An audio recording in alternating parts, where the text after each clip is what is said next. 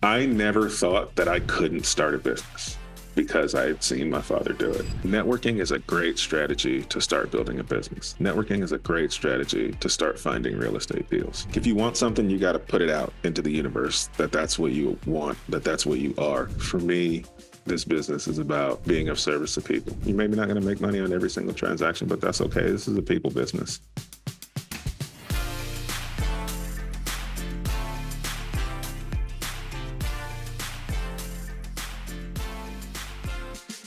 This is your real estate syndication show. I'm your host, Whitney Sewell. Today, our guest is Henry Washington. He's an author, entrepreneur, real estate investor.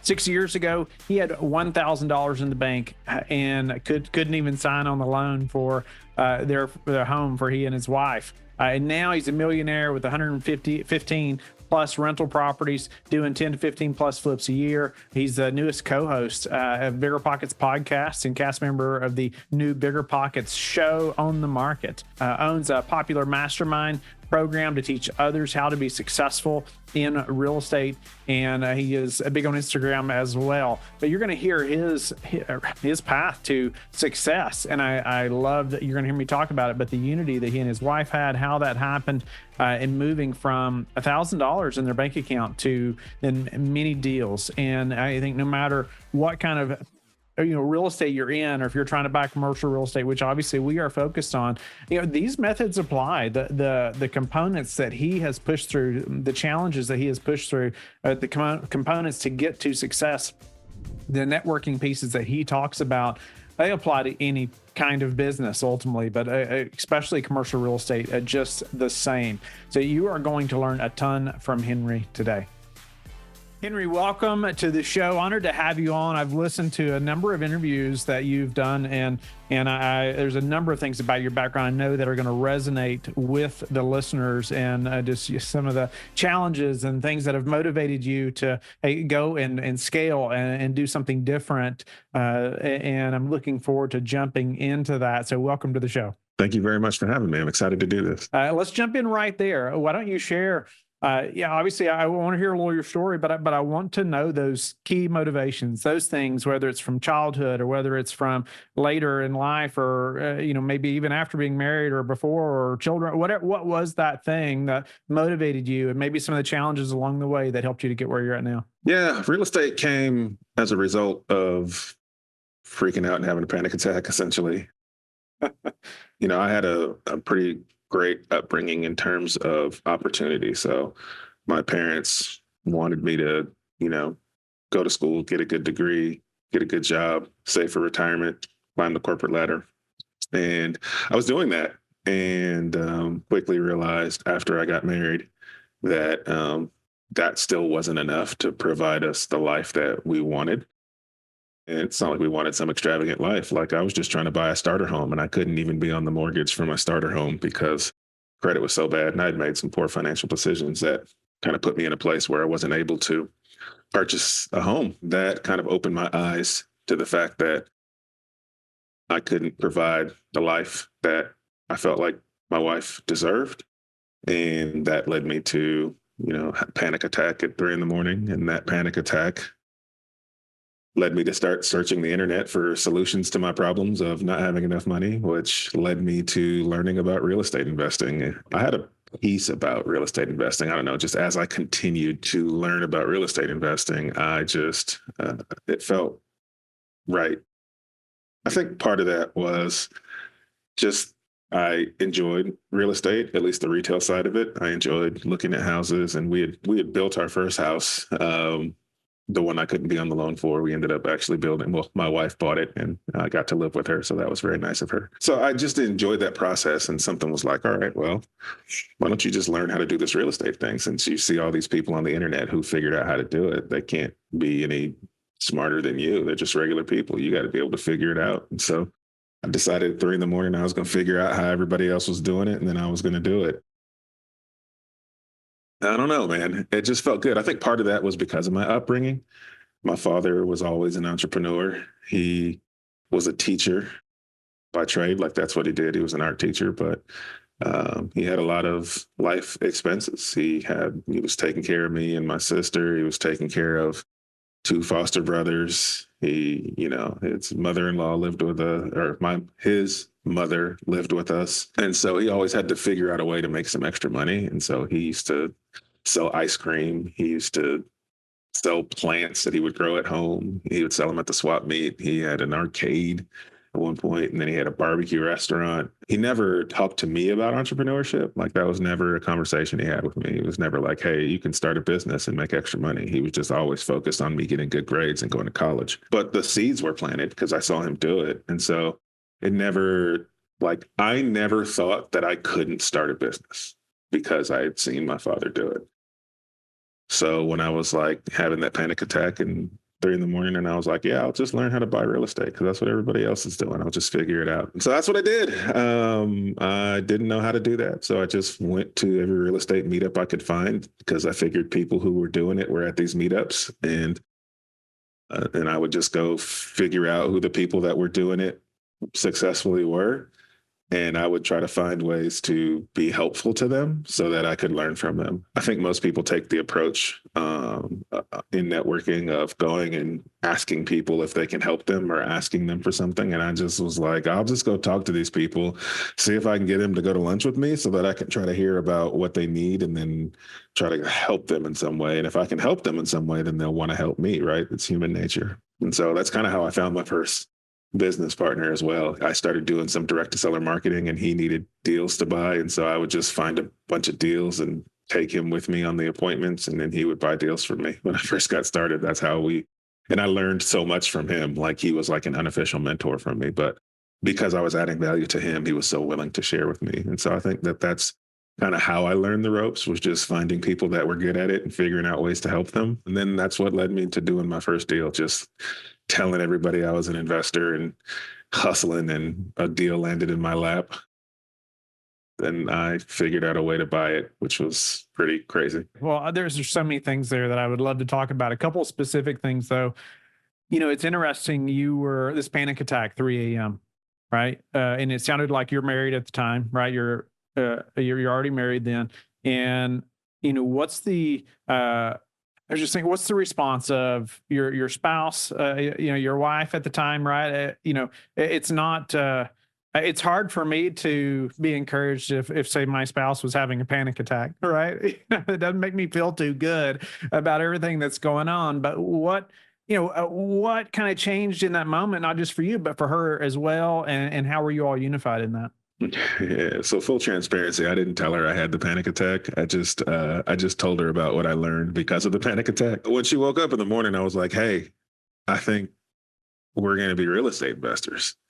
And she was like, okay, like, what's that mean? And I was like, I don't know yet, but we're going to do it. And she was on board. Her grandparents had owned some real estate, and she had some exposure to it, so she understood like conceptually that it could be a good path to go down. She had some questions about like how we were going to be able to afford to do it naturally, as you would. When I couldn't help her buy the house we were living in, so how am I going to buy real estate? But I was like, I don't know yet, but people are doing it, so I'm going to go figure out what they're doing, and then we're going to do it. And she was like, all right. So like she was cool, like she was with it. And then once I started, so the next thing I did was I've connected with somebody who was a commercial investor. They were the only person I knew that invested in real estate at the time. And I worked with them, and I was like, hey, can you like point me in a direction? I don't even know what I'm asking you for. I just like, this is what I want to do. Like, point me somewhere where I can go learn more. And so she showed up at work with a box of books and was like, if you read one of these books, I'll help you. I picked just a random box of books. I grabbed Rich Dad Poor Dad because it was the only title that I think I had heard of before. Like, I had no clue how powerful the book was. I knew nothing about it. I was like, I think I've heard this title before, so I'll read this one. And then, yeah, your head explodes and you figure out that, this is a thing that can change your life.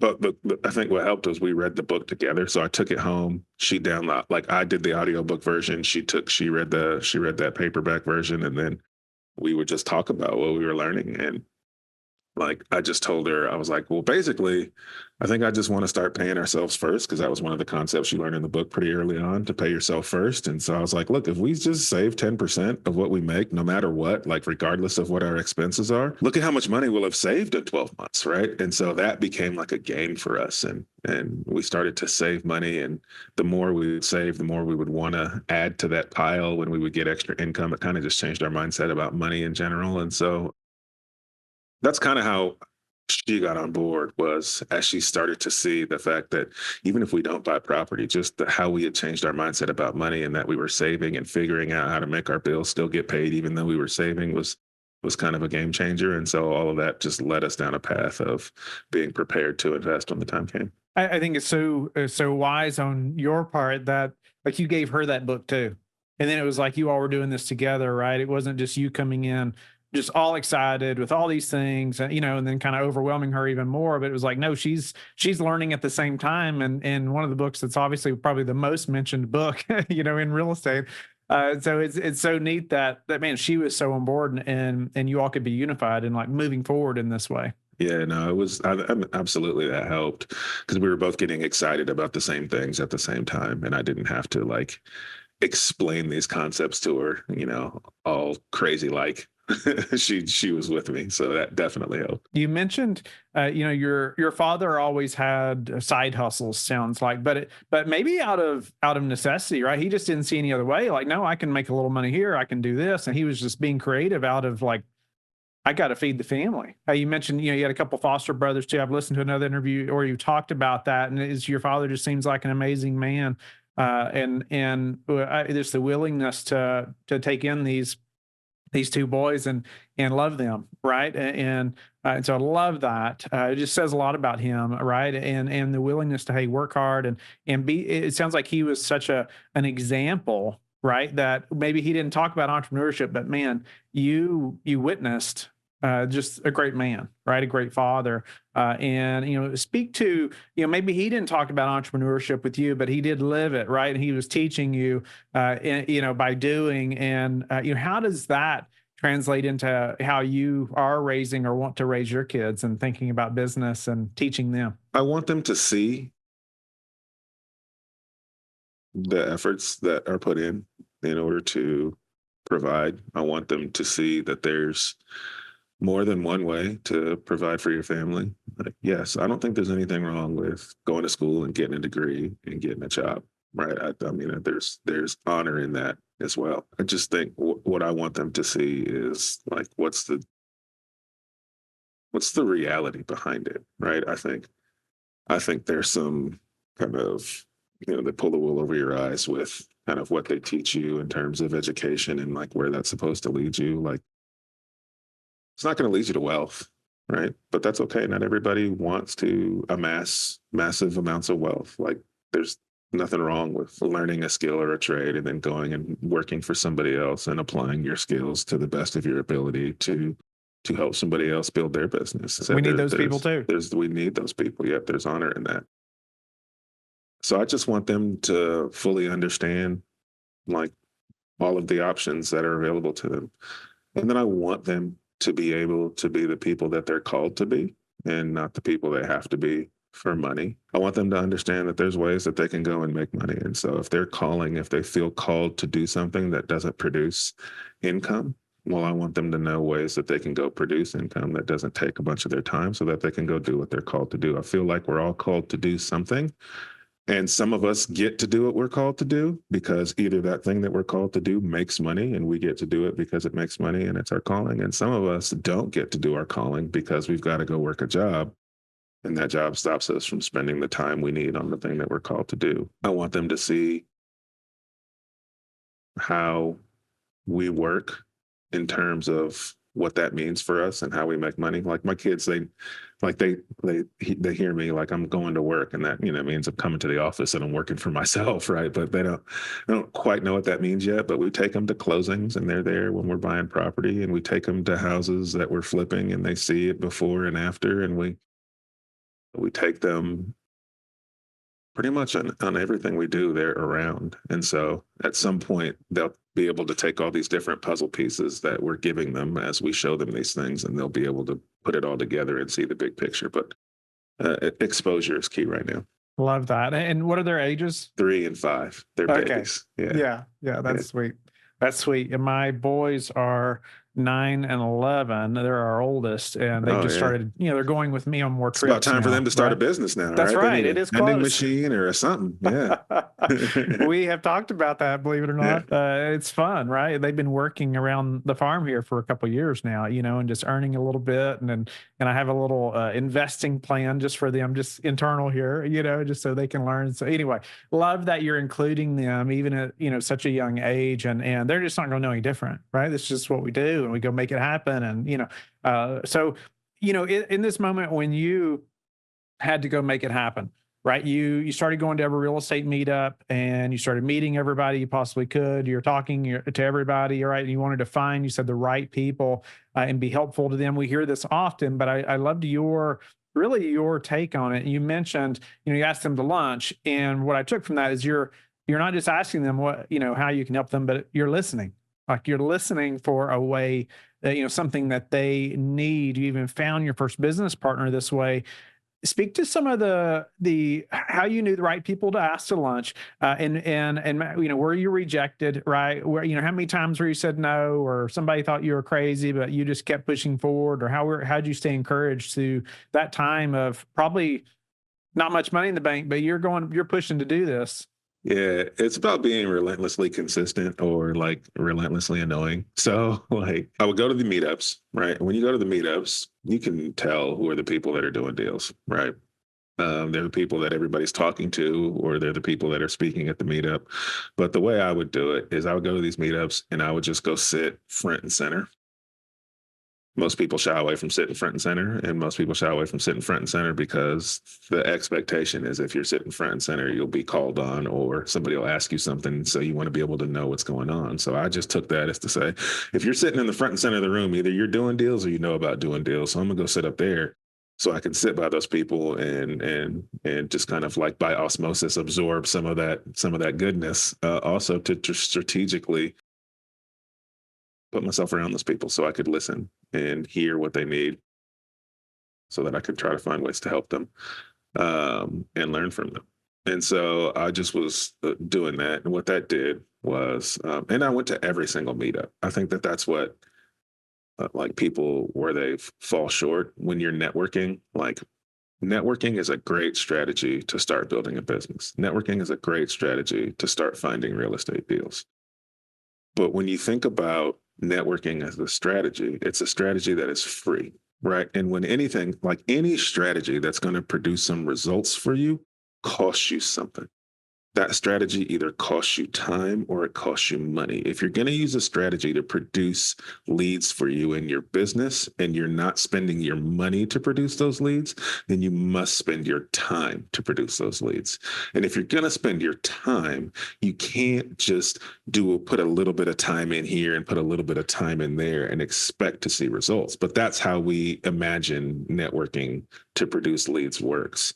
But if you were going to swap that for a tactic that's going to cost you money, you wouldn't just say, well, I'll put $5 in here and maybe I'll get a lead and I'll spend $10 over there and maybe I'll get, no, we know we have to spend a certain amount of money to produce a certain results. So if you're going to swap your time or swap your money and put time in to produce results, you've got to put the time in. It needs to be a job. I didn't go to one meetup here. I went to every meetup. Our local RIA has like 4 different meetings a month for different categories. Like they have a landlords meeting, they have a contractors and builders meeting, they have a rookie meeting, and then they have the main meeting. I went to every single one. I'm no contractor and I'm no builder, but I was in that contractor and builders meetup every single time, right? And so I went to every meetup consistently and I sat in the front. And that started to show people like, man, Henry's at all these meetings. Like, and I sat in the front. And so people started to realize when they realized I hadn't done a deal, they were like, you've never done a deal? Like you've been coming? I was like, no, I never. They were like, well, we got to help you get a deal, right? Like they wanted to help you. You built relationships. From building the relationships and showing up consistently. And so like, if you're going to do that, I was super strategic so that I could build those relationships. about where I sat, who I talked to. You find the people. And then, like, it's about turning your brain on to help you understand what people need. And so I would just tell myself before, I will find, two people that I can help today, right? And so that all that's doing is turning your brain on to listen for those things. It's training your brain to help you. It's the red truck theory, right? Like, you never see a red truck until you buy one, and then every truck you see is a red truck, right? It's not that there's more red trucks. It's just that your brain is now looking for them because it understands that they exist now. So you can use that to your advantage. You can tell your brain, I'm going to find two people to help at this meetup. And then your brain's just turned on. It's listening for you. It's paying attention to things that maybe it wouldn't have been, that it's turned off to before. And you might hear something, you might overhear somebody say, oh man, I was going to come to the meetup last week, but I couldn't get a babysitter. Oh, okay. We couldn't get a babysitter. I got a daughter who will babysit. Maybe I can introduce them and my daughter can babysit for him next time, and then come to a meetup. Right. And then you can just go offer that help. Right. It doesn't have to be help within that specific niche. Even it's just, when you'll hear things and think, struggling with their website. I got a guy who does websites super cheap. He's great at it. Let me just make a connection, right, via email. And so you just offer that help and then make that connection. And even if that help doesn't pan out, like they don't end up working with whoever you connect them with, they will remember that this stranger at the meetup wanted to help them with a problem. And so that will, in turn, they will want to help you. And like, that's how you build strong relationships. And that's how you network properly. But you got to spend the right amount of time. I would ask people to lunch, and sure, some would reject me at first, but when they see me at the 13th meetup and I'm like, hey man, let's go grab, when they're more comfortable, they'll go grab that lunch with you, right? When they realize you're not just there to waste their time, or when they see how you've helped other people, right? Like, sometimes people have to see that you're serious before they're going to want to go spend their time with you. And you can't be offended that random person off the street walked in and asked this busy investor to lunch and he said no. Like, it takes time. We're going to get to that first deal in a moment and how you got there and talk about, how you scaled some of those things. But before we do, while we're talking about the networking piece here, how has that scaled for you? Today is a lot different, right, for you to network than it is, at that moment in time. But myself, like I'm always looking for those people that are way ahead of me, right? And I've had to do that, right? Consistently do that and look for different masterminds or groups or whatever, people that are way ahead of me that keep just opening my eyes to bigger ideas and thoughts and how they've done things. How have you done that? How have you scaled that ability to network that you've been so purposeful about? Yeah, man, it doesn't really change. All right. I still do the same things. Now I'll pay to be in the right rooms, right? I'll pay, because typically people who are operating at some sort of scale are in some sort of groups or masterminds. And so you hear about these groups or these masterminds. And so I'll pay to join some of them, which I've done. When you pay to get into a high level mastermind, you're paying for essentially a warm introduction to people. Right? That's essentially what you're paying for. So now I can walk into a room full of super successful people. And because we're part of the same paid mastermind, I can literally just start asking them about their business, and they're going to tell me about it. And they're going to want to help me because we've paid to be a part of the same mastermind. There's no barriers now. I'm not a person off the street. I'm in the same group as you. And so now the doors are just open. Like, they'll give you the information. The floodgates are open. It's essentially a warm introduction to, or even a hot introduction to successful entrepreneurs. Like, that's what masterminds are for, because they understand you're not just there to take from them. Like, you're in this mastermind too. If I need something, you're going to give it to me. So people are much more open and upfront with sharing of great information. So that part's changed for sure. But other than that, I do the same things, man. Here's an example that recently happened. I spoke at a conference.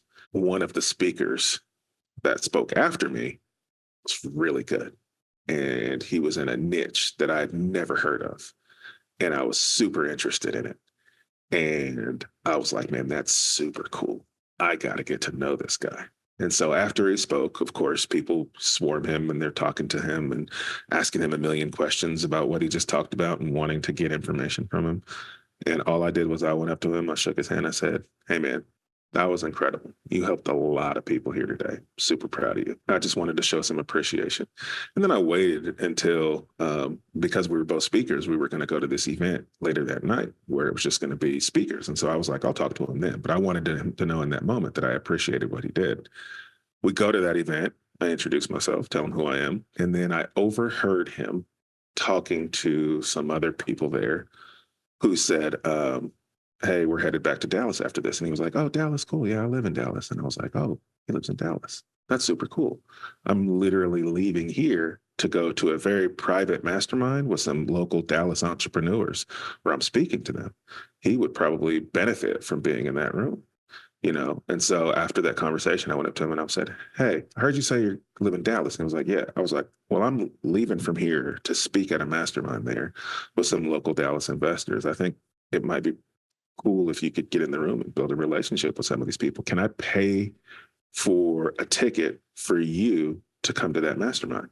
And he was like, I'd love to. And so I called up the guy who's putting on the mastermind. I paid for a ticket for him, and he came that next week to that mastermind and built all these relationships, right? And because of that, like, I've instantly added value to his life. Now, if I want to learn from him, do you think he's going to help me? Yeah, he's absolutely going to help me. But I did it through adding value to him and just by listening and being aware of what's going on and figuring out ways I can help. So, I mean, that doesn't change. Anybody can do that. No, that's incredible. Love that. Love how you're applying that. Just even, as you've scaled. Let's go back a little bit. I want to talk about the first deal. How did you get that deal done? And then we'll kind of scale to where you're at now. But tell us a little bit about that first deal, and we'll talk about some challenges and lessons learned. First deal came as a result of me just telling everybody I was an investor. That's just part of how I operate in life. Like, if you want something, you got to put it out into the universe that's what you want, that's what you are. And so even though I'd never done a deal, I would introduce myself to people and say, I'm Henry, I'm a real estate investor, and I design software for Walmart, because that's what I did for my day job. But I always introduce myself as a real estate investor first. Like, if you want the things of a certain life, then you need to portray that existence into the universe, and then it will return the things that thing gets to you. That's just how the world works. And so I was going to tell everybody I was an investor until I did a deal, and then it was going to be like that. So that's what I did. And one day, a buddy of mine, a really good friend of mine, had heard through other people that I was a real estate investor. And he called me because he had to sell it. He had his house he needed to sell in like 30 days. He was in a really tough situation. Very, very long story short is he needed to sell the house in 30 days because he needed money to go buy this other property for his church. And there was a time constraint on being able to buy that property for his church. And so he was like, dude, I've been renting this house out to this guy. He was supposed to buy it by now. He hasn't bought it. And I gotta go buy this other property, or, we're like, I can't pass this opportunity up. He was like, so I gotta sell it in 30 days. He was like, so I'll sell it to you for 116, because 116 gives me the exact amount of money I need to go buy this property. It's probably worth like 160, 165. Wow. Like, I don't care. Just if you can buy it in 30 days, you can have it for this price, because I gotta sell it. And I was like, all right, cool, I'll buy it. And he was like, okay, what do we do? And I was like, I don't know. Hold on. I went and Googled how to buy a house without a real estate agent. And it said I needed to, put it under contract. And so I had to Google what under contract meant. And then I had to Google where to find a contract. And then I had to download a contract. And then I took him this piece of paper that I didn't have a lawyer look at beforehand, which is a bad idea for people. But this is what happened. So we went and we signed this contract that I was going to buy his house in 30 days for $116,000. And I was like, cool, I got a contract for a good deal. I need to buy it. So I need money. So I'll go to a bank, because banks have money. And so I just went to the bank closest to my house. Went to the bank closest to my office, because I was at work and I was on lunch break. And I was like, I'll just take this over to this bank and I'll see if they will give me a loan. And so I walked in the bank, and I happened to talk to the commercial loan officer. It happened to be a small community bank. I did not know these things before I walked in. I did not know to look for the commercial lender. I didn't know it was a community bank. It just happened to be who was in the lobby. And I asked if someone could take a look at this house I wanted to purchase. And so he took me into his office and he Googled the address, and he looked at the paper, and he looked at the address, and he looked at the paper, and he goes, this is a really good deal. It's worth a lot more than this. And I was like, yeah. He was like, we would love to finance this. He was like, how did you get this? And I was like, well, it's just, I just want to buy it. Like, how do we buy it? And so he was like, we would love to finance this. He was like, you just need a 15% down payment. It's going to be about $21,000. Do you have the 20 something thousand? And I was like, yeah, for sure. I did not have that money. But I wasn't going to tell him that. And so he was like, yeah, man. And so I walked out of there excited because I was like, I needed $115,000 when I walked out of the bank. And when I walked into the bank and when I walked out, I only needed like 20. So I was doing pretty good, right? I had found a bunch of money. So I just had to figure out how to find the rest. I called that network of investors who I had been building relationships with over the past, 60 days or so, and was like, what the heck do I do? How do I find this money? How do y'all do this? And one of them just brainstormed all these ideas with me on how I could get the down payment. And none of them seemed to work until he was like, you can borrow it from your 401k. And I was like, well, what's that mean? And so that's when I learned you could borrow from your 401k and pay yourself back with interest. And you don't have to pay all the fees and penalties for cashing out your 401k because you're not doing that. You're just borrowing against it. And it's your own money. And your employer takes the payments, takes the payments from your check automatically. And I was like, all right, well, let's do that. So I got to find a 401k. So I went to my wife and said, can we borrow the money from your 401k to buy this house? And she was like, yeah. So we did that. And we bought the house and we kept the same tenant in it. And we raised his rents to market rents and it started to make us money. And then the bank called me and asked me, did I want to take out a line of credit? And I was like, what's a line of credit? So they explained to me what a line of credit was and that I had equity in the property and that I could take out a line of credit against that equity. And he literally kind of explained to me the BRRRR process. This was before there was a fancy name for it, but he was like, so this is what you can do. You can go find more cool, amazing deals like this. You can bring them to us. We'll give you 85% of the purchase price. And then you can use this line of credit as your 15% down payment. So you're financed at 100%, right? And then after you renovate it, then you can go and refinance that loan and you can pay off the line of credit with the money you pull out of the refinance. Or if you're going to flip it, then you just sell it and you pay off the money and then you do it again and again and again. And I was like, well, what? Right. So he was explaining to how to use the BRRRR deal and how to leverage other people's money to buy deals and flip them without having to use my own capital. And so that's what we did. That's how we started to scale. Love that. I love the desire to just keep going there. You didn't give up on numerous occasions and just kept learning. Even things like you weren't afraid to go into the bank. Well, I was definitely afraid, but I did it anyway. But you did it anyway. Yeah, that's my point. Like you did it anyway, knowing that whoever you're speaking to is going to know more about it than you do. Yep. Right. But you let them educate you. At the same time, you asked good questions, you followed up, and you found a way to make it happen, even though it was you were fearful at the time.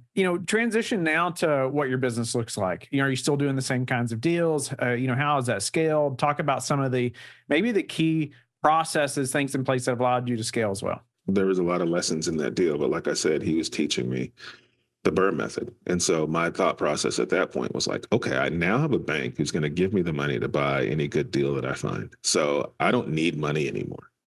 I need deals to buy.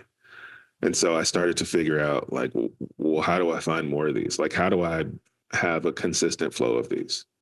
And so that's when I started to research who in real estate is really good at that. I learned that wholesalers are great at that. And so I studied wholesalers and implemented what they do. Not that I wanted to wholesale. I didn't want to wholesale. I don't really wholesale, but I wanted to find deals like they do. And so I started to design my business to generate leads. And so I was like, cool, if I can generate leads and have properties to buy, and then I have a bank who's going to help me finance them with none of my own money, then I can buy as many deals as they're comfortable allowing me to buy. And so that's how I was able to scale, was to figure out how to get really good at finding deals. And so that kind of taught me that those are the two biggest problems for investors especially when they're getting started, is you need access to leads for deals consistently. You need access to money to buy those deals. And if you have both of those things, then you'll grow and scale your business at whatever pace you're comfortable growing and scaling your business. And so that's what we did. I had solved one problem of money, and then I went and I solved the other problem of finding deals. And then that allowed us to do as many as we were comfortable doing. So our original goals were to do one deal a month. Our original goals were to do one deal a year for 5 years. We thought if I buy one house a year for 5 years, like that's crazy. Like that's what I had only bought one house ever in my lifetime. So like to buy a house a year, that seems like a crazy astronomical goal. And then once I started to learn this process and started to see that I had a bank that could help me and started to learn that I could find good deals, we did 5 deals in our first month. How quick was that to get to 5 deals in a month? Yeah, the first deal took me about 90 days from when I had that panic attack. That's when I closed on that first deal. Speak to maybe a couple key things that helps you to find a deal even today. If you think about finding deals, it's more about finding situations, right? If somebody's selling their home at a discount, there's some pain that's associated with that, right? Like no one just wakes up in the morning and goes, "Oh, I want to sell my house for $50,000 less than it's worth today." Like that's not what happens, right? Typically there's a situation that causes somebody to need to sell, right?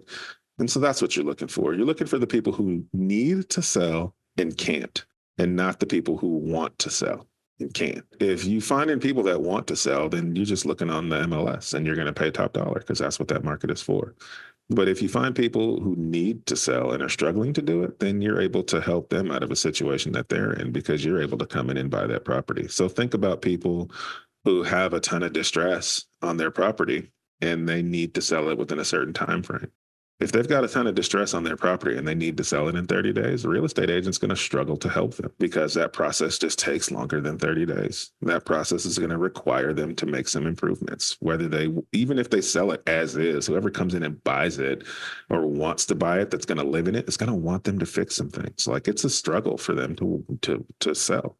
And so if you can find those people, right, if you can search for that pain and offer them a solution that allows them to sell their property for the price that they need to sell it for and in a time frame that makes sense for them, then you're able to get good deals. And so the whole concept is you got to find people who need to sell and can't, and get on the phone with them and offer them a solution. Couple tips to maybe getting on the phone with them. How do you find them and get on the phone? Learn what those situations are. There's a ton of them, right? So we talked about one of them, which is distress. There's just too much work to be done. They can't afford to do it.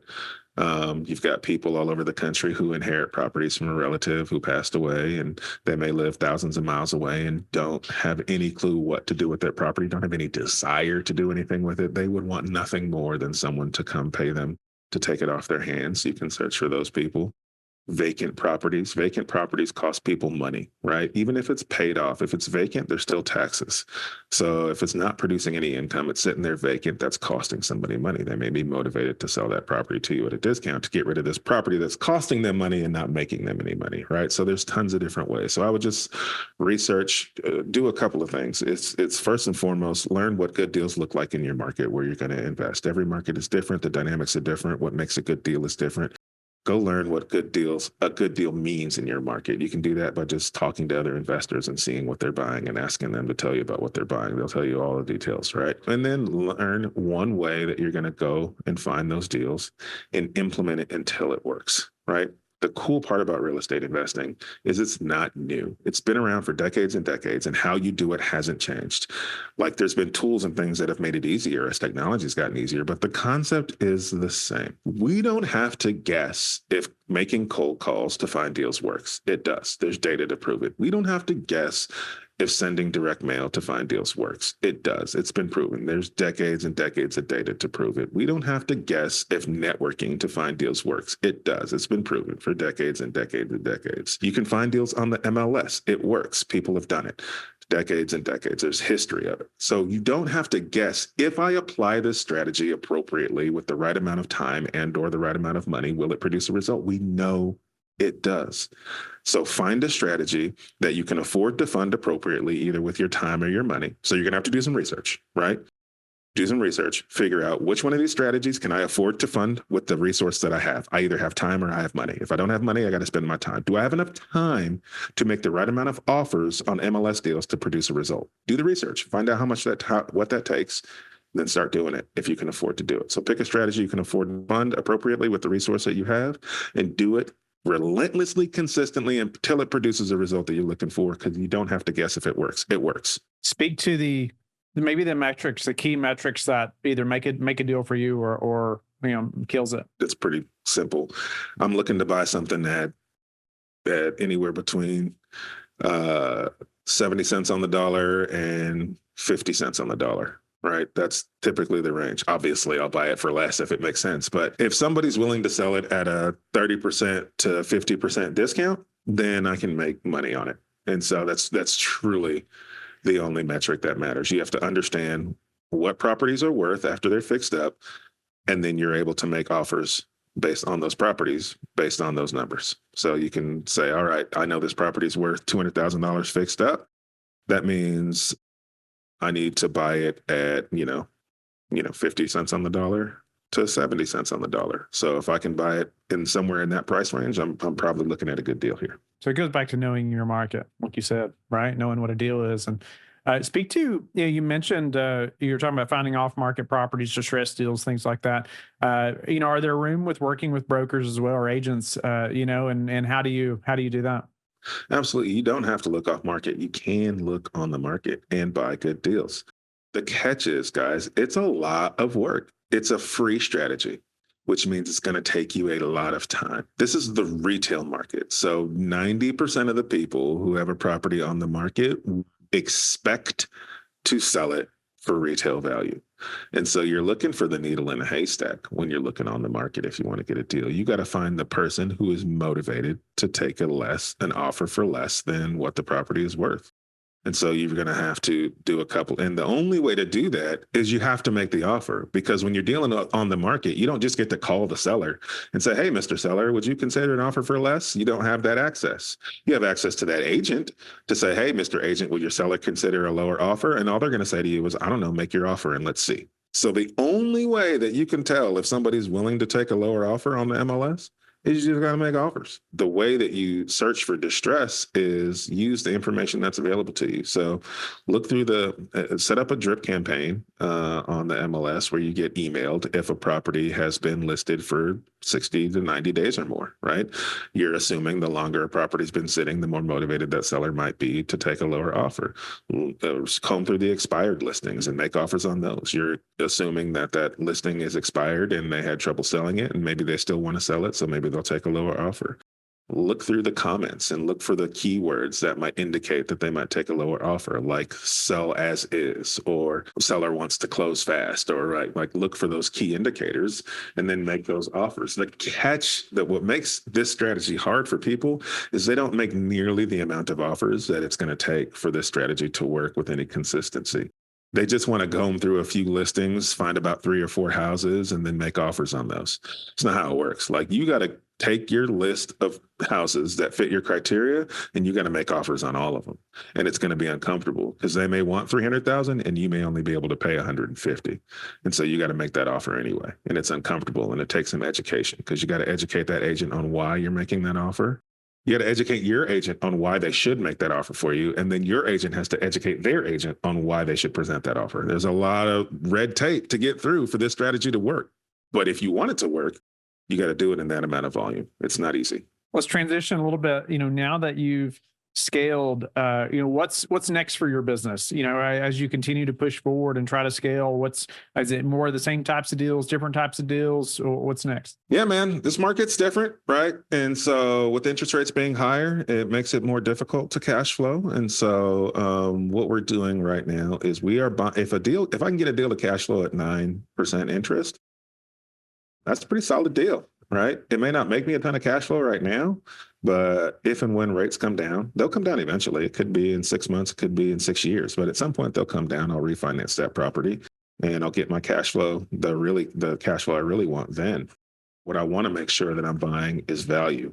And so I want to make sure that I'm walking into equity on day one. I don't want to pay retail, right? If I'm buying something and I'm getting it with $70,000 of equity in it on day one, and it's giving me a little bit of cash flow, that's a win because I'm getting a little bit of cash flow now. I'm getting $70,000 of equity, which in turn is buying power because I can now take out a line of credit and use that to go buy more property on that. And I'm getting the depreciation, the tax benefit from owning that property. So that offsets some of the other income that I'm making. Plus the tenants are paying down my mortgage. Well, that's a pretty solid deal. It's a little different. We got a little spoiled the past 5 years because we were able to get amazing cash flow on day one, plus all those other benefits. But, every deal's not working like that right now. So what we're doing is we are selling properties that are strategically make sense to sell. So maybe that property isn't producing the income that we want it to produce and we've owned it for a while. Maybe it's got a bunch of equity in it and it makes more sense to sell that asset. Maybe the taxes have increased on it. So we'll sell that asset that helps us have some cash in our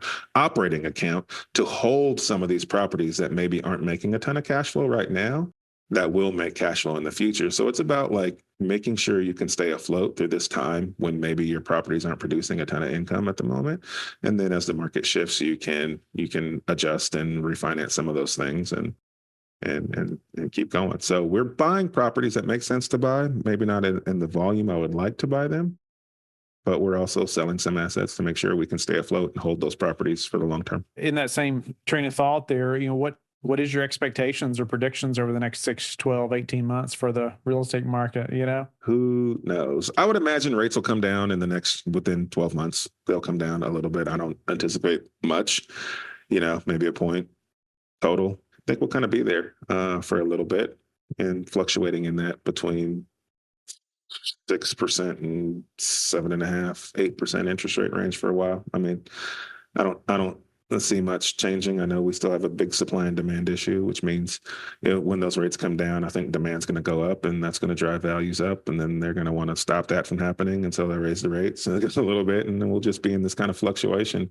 where that's happening. But we don't have enough homes to supply the demand. So I don't see a crash unless somebody figures out a way to add a whole lot more supply to the market. And I don't know that there's a big opportunity for that. The only opportunity I see to add a lot of supply to the market is if we're having a big issue with commercial real estate right now, because not a lot of people need office space as much anymore. So we've got all these big vacant office buildings, office complexes all over the country. Whoever figures out how to convert commercial office space to affordable housing is going to make a lot of money, and they'll add a lot of supply to the market, and that could tip the scales a little bit. But I think that there's a big opportunity in commercial if you can turn commercial into residential, because we need affordable housing and we've got vacant commercial. What's a way you've recently improved your business, Henry, that we could apply to ours? Yeah. So one of the things that we are doing is we are looking for the returns that we would get from doing new deals within our existing portfolio. So in other words, we go and we buy more deals because we're looking to buy deals that can give us, an 8 to 10% cash on cash return, right? That's what we invest to make money. There may be opportunities within your existing portfolio to give you that kind of return without you having to go buy more property. Like, are you optimizing your current portfolio enough before you're going and buying something new? And this is something I'm very, very guilty of. Like, I'm like, ooh, that's a good deal. Let's go buy it.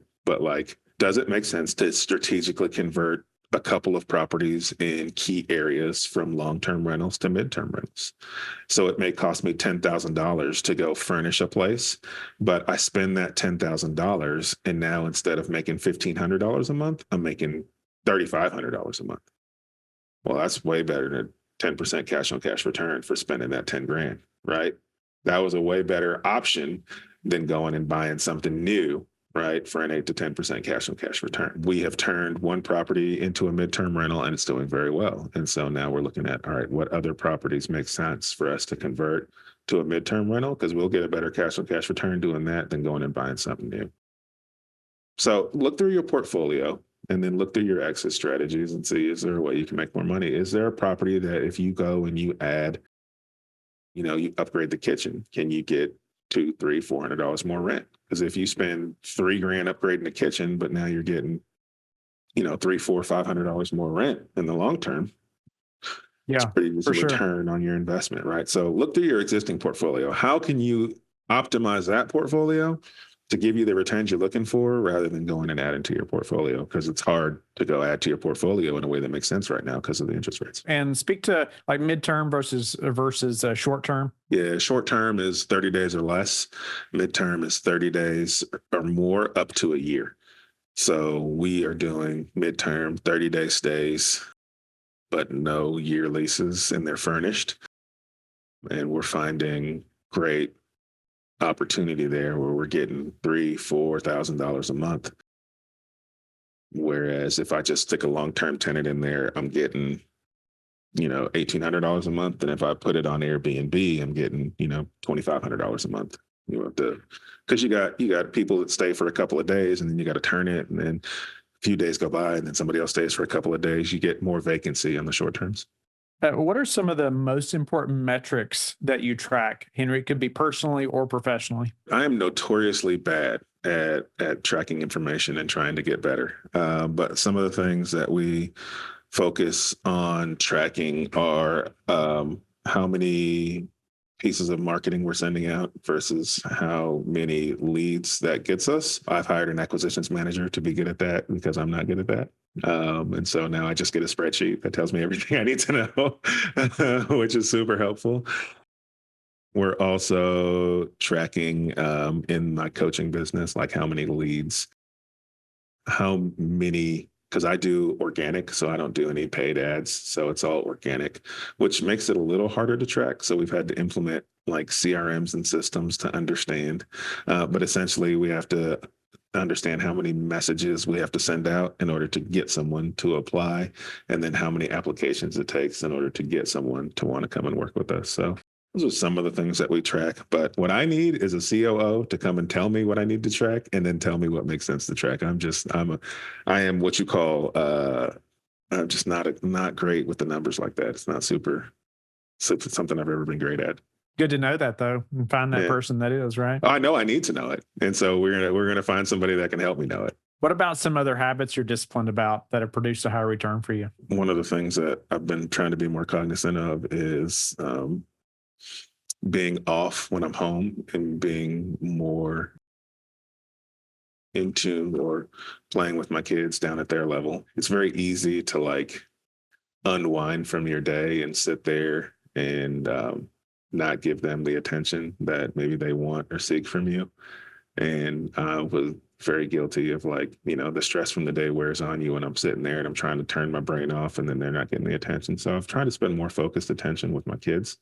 And what that means is just playing with them at their level. Like we sat there and played with Magna blocks the other morning and built towers, and then they would destroy my tower, which is infuriating but fun at the same time.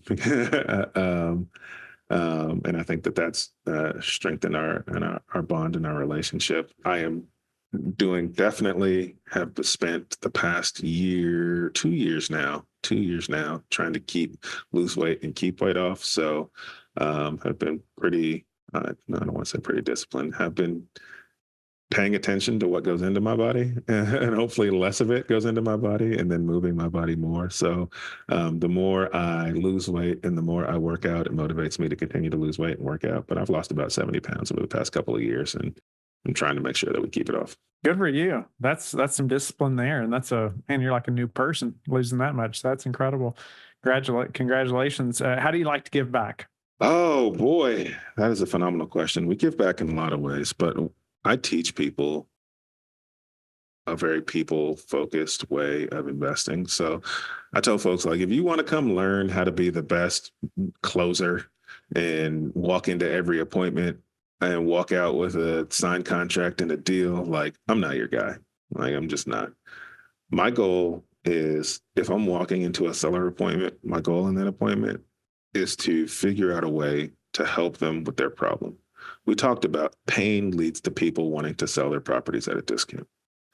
And so I don't ever want to walk into a property and think, well, I got to walk out of here with a deal. Like, this isn't a deal appointment. This is a service appointment. How can I help you with the problem that you're facing?